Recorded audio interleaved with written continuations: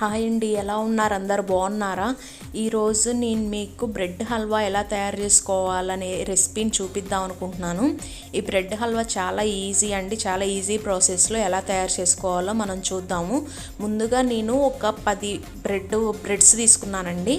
ఒక 10 బ్రెడ్స్ని ఇలా మనం సైడ్ స్లైసెస్ అనేవి కట్ చేసుకోండి.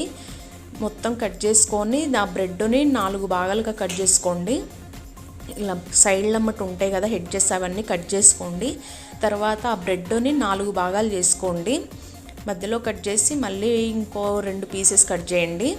ఇలా 4 భాగాలు కట్ చేసుకోవాలి. ఇలా మొత్తం మనం బ్రెడ్స్ అన్నీ ఇలా కట్ చేసి పెట్టుకోవాలి. మొత్తం కట్ చేసుకోండి. తర్వాత మనం 1 కప్పు పంచదార, 1 కప్పు పాలు, నెయ్యి, జీడిపప్పు, ఇలాచీ పౌడర్ అన్నీ రెడీగా పెట్టుకోవాలి. తర్వాత ఒక కళాయి పెట్టుకొని స్టవ్ ఆన్ చేసుకొని ఒక కళాయి పెట్టుకోవాలి. దాంట్లో మనం బ్రెడ్స్ని ఫ్రై చేసుకోవాలండి. ముందుగా బ్రెడ్స్ని ఫ్రై చేసుకోవడానికి డీప్ ఫ్రైకి సరిపడా ఆయిల్ని వేసుకోవాలి. ఇలా ఆయిల్ని వేసుకున్నాక మనం ఆయిల్ కొంచెం వేడవనివ్వండి.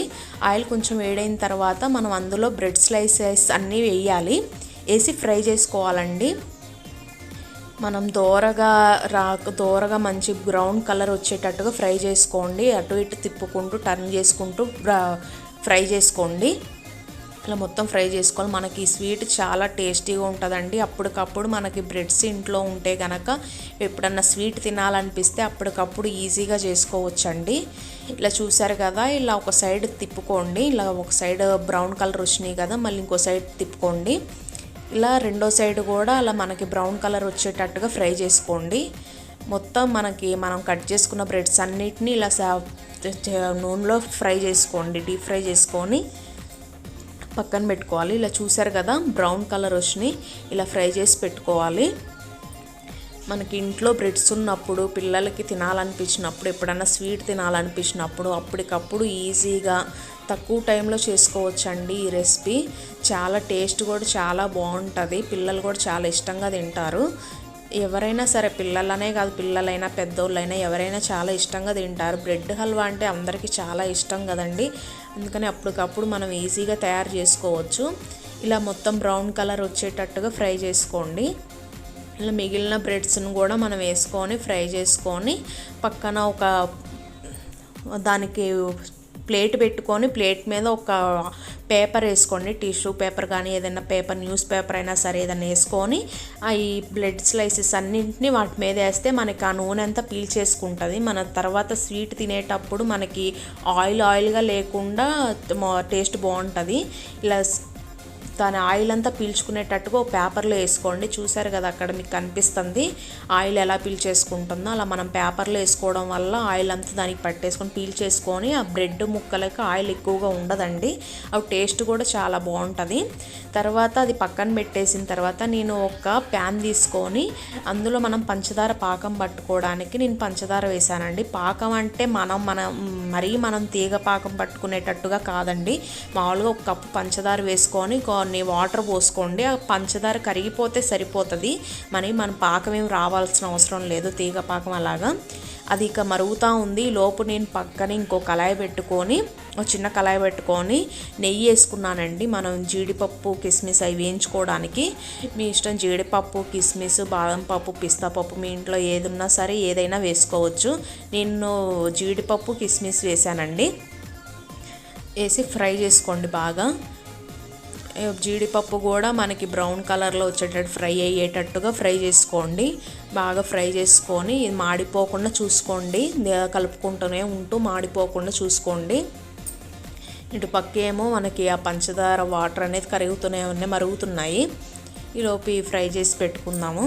చూసారు కదా ఎలా ఫ్రై చేస్తున్నాను. ఇలా ఫ్రై చేసుకోండి స్లోగా. నేను కిస్మిస్ తీసేసుకుంటున్నానండి. కిస్మిస్ మాడిపోతాయని చెప్పేసి ముందు కిస్మిస్ తీసేసి పక్కన పెట్టుకుంటున్నాను. తర్వాత జీడిపప్పును ఫ్రై చేసుకుంటున్నా. మళ్ళీ ఫ్రై చేయండి. ఇలా జీడిపప్పు మనకి బ్రౌన్ కలర్ వచ్చేటట్టుగా ఫ్రై చేసుకోవాలి. చూసారు కదా, కలర్ మారుతున్నాయి. అలా బ్రౌన్ కలర్ వచ్చేటట్టుగా ఫ్రై చేసుకొని పెట్టుకోండి.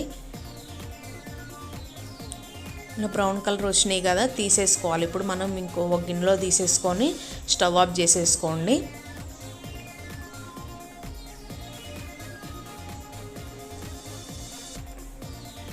ఇలా మొత్తం మొత్తం జీడిపప్పులన్నీ తీసేసుకొని స్టవ్ ఆఫ్ చేసుకోండి. తర్వాత ఇప్పుడు మనం ఇక్కడ వాటర్ మసులుతున్నాయి కదా, పంచదార వాటరు అవి మరుగుతున్నప్పుడు అందులో మనం వేయించి పెట్టుకున్నాం చూసారా, డీప్ ఫ్రై చేసుకుని పక్కన పెట్టుకున్నాం కదా బ్రెడ్ ముక్కలు, అవి అందులో వేసేసుకోండి. బ్రెడ్ ముక్కలు అందులో వేసేసుకొని వాటర్ అంతా మనకి ఆ పంచదార వాటర్ అనేది మొత్తం మనకి ఆ బ్రెడ్ స్లైసెస్కి పట్టేటట్టుగా ఫ్రై చేసుకోవాలి, ఉడికించుకోవాలి. అందులో మొత్తం స్మాష్ అయిపోద్దండి, బ్రెడ్ పీసెస్ అంతా స్మాష్ లాగా అయిపోయి మెత్తగా అయిపోతాయి. అలా ఉడికించుకోవాలి. మొత్తం మనకి ఉడికిపోయేటట్టుగా తిప్పకుండా ఒకసారి మొత్తం కలిపేసుకోండి. మొత్తం మనం ఇలా కలిపేసుకోవాలి.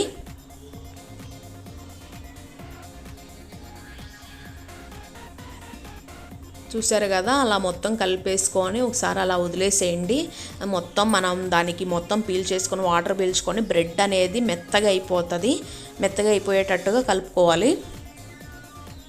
చూసారు కదా, అయిపోయింది. అలా అయిపోయిన తర్వాత మనం అందులో 1 కప్పు పాలు వేసుకుందామండి.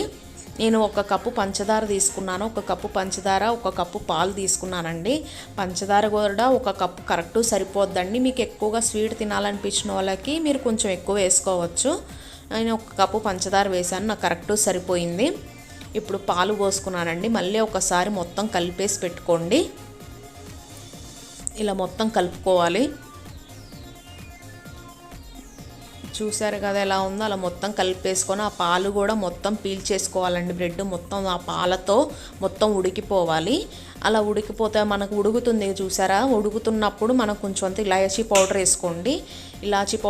ఇలాచీ కూడా కొంచెం దంచి కుట్టి వేసుకున్నానండి నేను.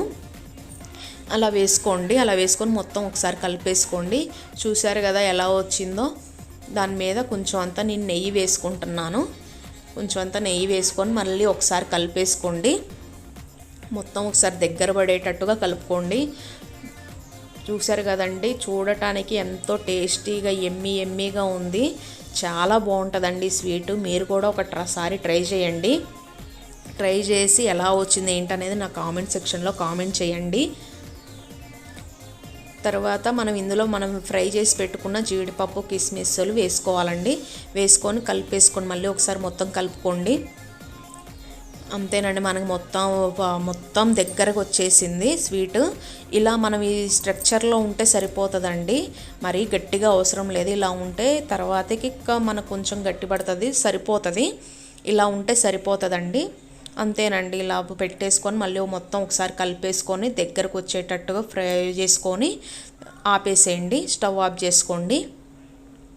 ఇంతేనండి, ఎంతో టేస్టీ ఎమ్మీగా ఉండే బ్రెడ్ హల్వా. చాలా ఈజీ ప్రాసెస్లో, చాలా ఈజీ పద్ధతులు. మన ఇంట్లో బ్రెడ్స్ ఉన్నప్పుడు మనం ఇలా ఈజీగా తయారు చేసుకోవచ్చు. ఒకసారి మీరు కూడా ట్రై చేయండి. ఈ వీడియో కనుక మీకు నచ్చినట్లయితే లైక్ చేయండి, షేర్ చేయండి, సబ్స్క్రైబ్ చేసుకోవడం